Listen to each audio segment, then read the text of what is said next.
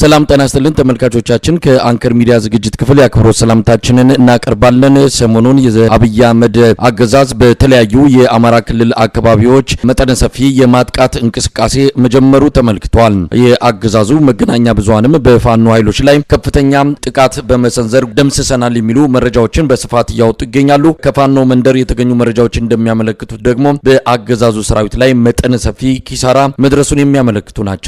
በጎንደር ያለውን ወቅታዊ ሁኔታ በተመለከተ እንደዚሁም በአብይ አህመድና በጀነራሎቹ ሰሞኑን ተካሂዶ ስለነበረው አንድ ስብሰባን የተመለከተ መሰናዶ ነው ይዘን የቀረብነው። ኮሎኔል አበራ አዛናው የአማራ ፋኖ ብሔራዊ ንቅናቄ በጎንደር ከፍተኛ ወታደራዊ አመራር ናቸው፣ መስመር ላይ ይገኛሉ። ኮሎኔል አበራ በጣም አመሰግናለሁ። ሰሞኑን ምን ሰማው ምንድነው? እናንተ ቀጠና ላይ ከፍተኛ ውጊያዎች እየተደረጉ ነው። ያገዛዙ ሰራዊት በከፍተኛ ቁጥር ገብቷል። የሚሊሻና የአድማ በታኝን ከፊት አድርጎ መከላከያው ከኋላ ሆኖ በፋኖ ኃይሎች ላይ መጠነ ሰፊ ጥቃት መሰንዘሩን አገዛዙም እየገለጸ ይገኛል። በስም እየተጠቀሰ ብዙ የፋኖ አመራሮችንም ደምስሻለሁ እያለ ነው። ምንድነው ከሰሞኑ በተለየ ሁኔታ እየተካሄደ ያለው አውደ ውጊያ?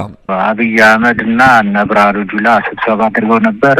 ከፍተኛ ወታደራዊ አመራሮች በዚህ ላይ ያደረጉት ግምገማ ምንድነው? ፋኖን አልቻልነውም፣ ተሸንፈናል የሚል ነው። ስለዚህ አሁን የተሰጣቸው አቅጣጫ ምንድነው? እንደኛ ከዚህ ምርጫ በኋላ አገሪቱ መንግስት አልባ ነች። መንግስት አልባ እንዳትሆን የተመረጥነው ህጋዊ እስኪሆን ድረስ የግድ አሁን ማድረግ ያለብን በተናጠል ፋኖን መምታት አለብን የሚል አቅጣጫን ያስቀመጡት። ስለዚህ ከነበረው ሰራዊት ተጨማሪ 80 ሺህ የተመረቀ ምልምል የነበር የተመረቀ ወታደር በአማራ ክልል አስገብቷል። ስለዚህ ከነባሩ ጋር አያይዞ ምንድነው ያደረገው? አጠቃላይ እኛ ባለንበት ቀጠና ላይ ከበባ በመስራት በተለያየ አቅጣጫ በመምጣት የሰራዊቱን አመራር ፋኖን ማግዛት ስራ ሰራለሁ ብሎ ይሄን አቅዶ ይሄን ነገር ሰርቷል። ይሄን ሲያደርግ ያው እንደሚታወቀው ምንድነው የ15 ቀን የ1 ወር የ2 ወር እንደዚህ አይነት እቅዶችን ያወጣል። የ3 አመት ሙሉ የዚህ ሁኔታ ነው ያለው። አሁን እስከ ሰኔ 30 ድረስ ይሄን አደርጋለሁ ብሎ ራዝ ወስደው ይሄን እንቅስቃሴ ልክ እንደጀመሩ እኛ ደግሞ የራሳችን ሂሳብ ሰርተን ወይንም ጥሩ ወታደራዊ ስትራቴጂያችን ነድፈን የጠበቅን አሁን በቀደም ዕለት የተደረገው ስብሰባ አድርገን የጎንደርን አንድነት እናበስራለን ብለው የተንቀሳቀሱ ወንድሞቻችን የአመራሮች ከኛ ጋር ተገናኝተን ስለዚህ ጉዞ ወደ ደንቢያ ሩቢት የሚባል አካባቢ ልክ እንደገባን ለተለያየ አቅጣጫ 4 አቅጣጫ ከፍተኛ ኃይል ያለው ሰራዊት ያሰልፎ እኛን ለመክበብ የመጣ። ስለዚህ እኛ ምንድነው ያደረግን? እየተከላከልን ስልታዊ ማጥቃት እያደረገ የግናው የፋኖ ሰራዊት ጠላት ላይ ከፍተኛ የሆነ ድል አስመዝግበናል። ቆላ ድባ የሚባል ከተማ አለ። 3 አይሱዙ አስከሬን ሙሉ ነው ይዞ ሄደ። ቁስለኛ ነው ይዞ ወደዛ ድረስ የሄደው። ከዛ አንጠባጥቦ ይዞት የሄደ የወደቀ የተሰዋ በጣም ከፍተኛ ብዛት ያለው የአካባቢ ህብረተሰብ እያነሳ እንዲቀብር የተደረገበት ሁኔታ ነው ያለው። ይሄን ምንድነው ኢንፎርሜሽን ደርሶታል። የተንቀሳቀስነው ከተለያየ ቦታ ላይ ተቋራ ወንድሞች ጋር ተገናኝተን ይሄን ነገር የጎንደርን አንድነት ቁጭ ብለን ተነጋግረን በጠረጴዛ ዙሪያ ችግራችን ፈተን ጎንደርን አንድ ለማድረግ ይሄን ነገር ስለሚያውቅ፣ ሁለተኛ ጊዜው ሲደርስ የምንናገረው ነገር ይኖራል እንጂ የጎንደርን አንድነት የማይፈልጉ አካላት አሉ። እሱ ጊዜው ሲደርስ ማን እንደሆኑ እንናገራለን። በእነሱ አማካኝነት ኢንፎርሜሽን ደርሶት እኛን ከበባ አድርጎ አመራሮችን አጠቃላይ ለማስቀረት ከፍተኛ የሆነ ዝግጅት አድርጎ ነው የመጣ።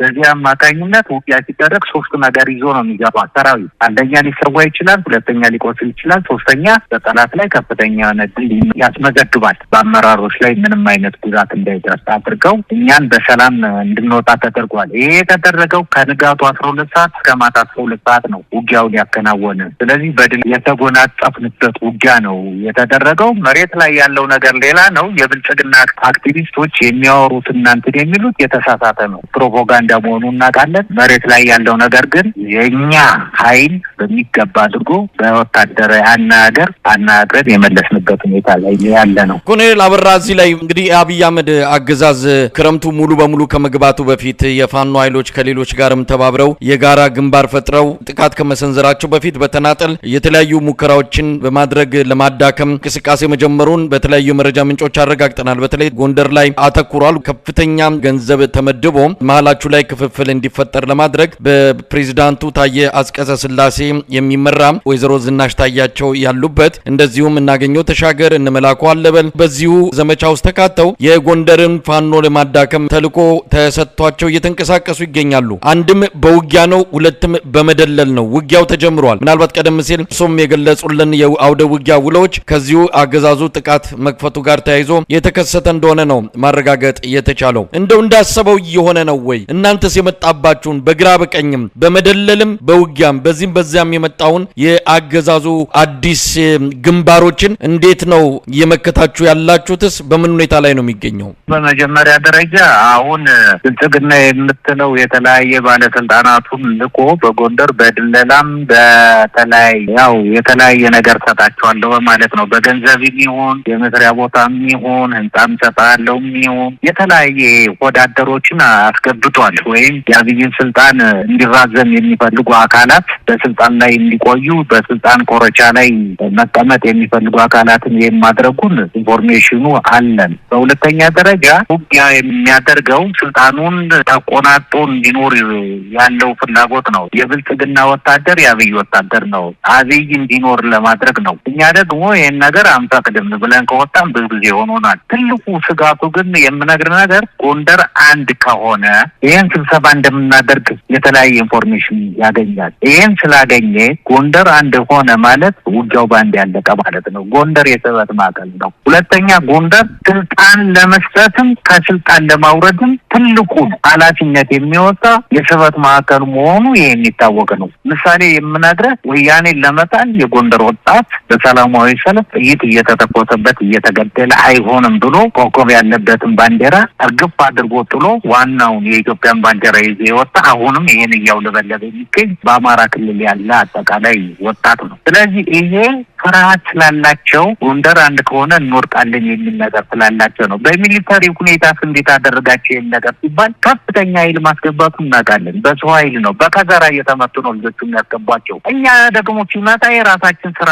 ሰርተን እየጠበቅን ጠላት ላይ ከፍተኛ የሆነ ድል እየተጎናጸፍን ያለንበት ሁኔታ ነው። አሳፍረን እየመለስን ያለንበት ሁኔታ ነው። አሁን ከሰኔ 1 ጀምሮ እስካሁን ድረስ ውጊያ ላይ ነን፣ በተከታታይ ውጊያ ላይ ነን። በጠላት ላይ ከፍተኛ የሆነ ድል እየተጎናጸፍን ያለንበት ሁኔታ ነው እና ጥሩ የሆነ ዝግጅት አድርገን በወታደራዊ በሰው ኃይልም በማቴሪያልም ጥሩ ዝግጅት አድርገን ጠላትም እየመታን ያለንበት ሁኔታ ላይ ነው ያለን። እንግዲህ አገዛዙ ድል እንደቀናውም እየተናገረ ነው። ቀጠናው የትብብር መንፈስ በትብብር የሚደረጉ ቀጣይ ተጋድሎች እንዳሉ ይታወቃል። ተባብረው እንዳይመጡበት ነው እንግዲህ እንደዚህ አይነት ነገሮችን እያደረገ ያለው። ለፋኖም ለትግራይ ኃይሎችም ለኦሮሞ ነጻነት ሰራዊትም በተለያየ መልኩ የድለላና የሽምግልና ተልእኮች የተሰጣቸው አካላት ተሰማርተዋል። ለማንኛውም አሁን ጎንደር በምን ሁኔታ ነው ያለው? እንግዲህ እናንተ ኃይል ድል እንዳደረጋችሁ ትናገራላችሁ። በአንጻሩ መስዋዕትነት መከፈሉንም እየገለጻችሁ ነው። ወዴት እያመራ ነው? እንደሚሉት እናንተን ጠራርጎ የማጥፋቱን ዘመቻ እያካሄደ ወይስ ደግሞ እናንተ እንደምትሉት የአገዛዙ ሰራዊት በከፍተኛ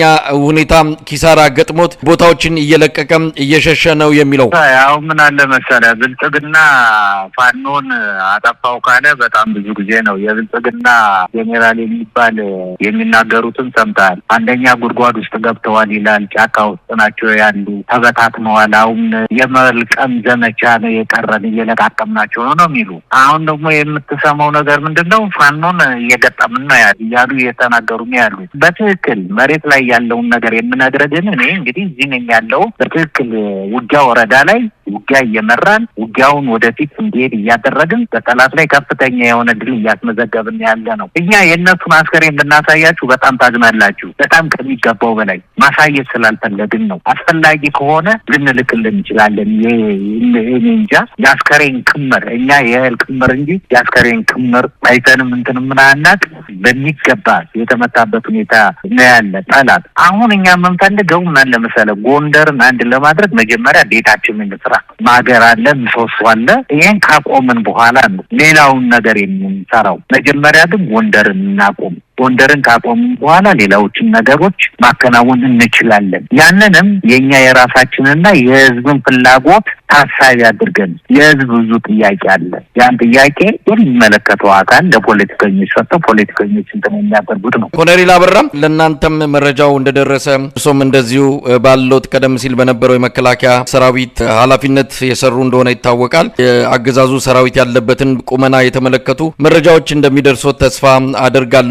ከዚህ አንጻር ሰሞኑን አብይና ጀነራሎቹ ተገናኝተዋል፣ ብዙ ነገር አንስተዋል። በአስቸኳይ ይህንን ቋሽታችሁ አምጡ ነው የፋኖንም ሆነ የተነሱትን ኃይሎች በአስቸኳይ ድል ይዛችሁ እንድትመጡ የሚል ነገር ነው ይዞ የገለጸላቸው። የተለይም ደግሞ በቴክኖሎጂ ተጠቅመን እነዚህን ኃይሎች መበታተን አለብን የሚል ነው። የማያልቀው ቀነ ገደብ በዚህኛውንም ወቅት እስከ ሰኔ 30 ድረስ ቀነ ገደብ ተቀምጦ ድል ይዛችሁ ነው የሚል መመሪያ እንደተሰጣቸው ነው የተሰማው። እስቲ ምንድነው መከላከያ ሰራዊቱ ጀነራሎቹ አብይ አህመድ ከፍ ዝቅ ነው እያደረጋቸው ያለው አታስፈልጉኝም እስከ ማለትም ደርሷልና ምንድነው ያለው? እንደው ኮሎኔል አበራ እንግዲህ እኔ ጓደኞች ይደውሉልኛል ነገሌ ስማቸውን አልነግርም። ጄኔራሎች አሉ፣ ኮሎኔሎች አሉ ከኔ ጋር እኩል የነበሩ። አንደኛ ሰራዊቱ ፈርሷል። ቶሎ ብላችሁ የጎንደርን አንድነት እንትን አድርጉ። እኛ መውጫ አጣን ነው። ቶሎ ብለን ከተጠያቂነት ራሳችን እናድን። በቃ የሚታመን የለም እዛ ውስጥ የሚታመን አንድ ብሔር ብቻ ነው። ሌላ ብሔር አይታመንም። ስብሰባ ገብተው ቁጭ ሲሉ እንኳን ይሄን አሁን የምታስተላልፏላችሁ እዚህ ነገሌ እያለ ነው።